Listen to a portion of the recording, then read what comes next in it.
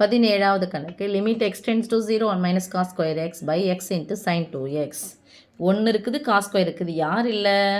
sin square இல்லை. So sin square x by x into sin 2 theta ஃபார்ம்ல என்னது? 2 into sin theta into cos theta. தீட்டாவுக்கு பதிலாக x இருக்குது.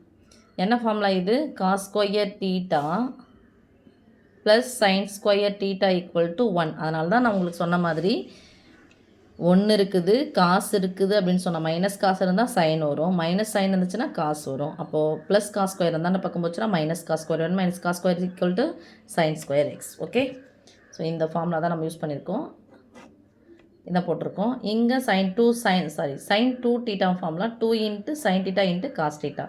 இப்போ பாருங்க சாமி, சைன் ஸ்கொயர் அப்படின்னா sine theta into sine theta தானே சைன் ஸ்கொயர். அப்போ தான் ஒரு சைன் எக்ஸு, இந்தங்க ஒரு சைன்லேருந்து 1 போயிடுச்சு, கேன்சல். அப்போ மீதி என்ன இருக்குன்னு பாருங்கள்,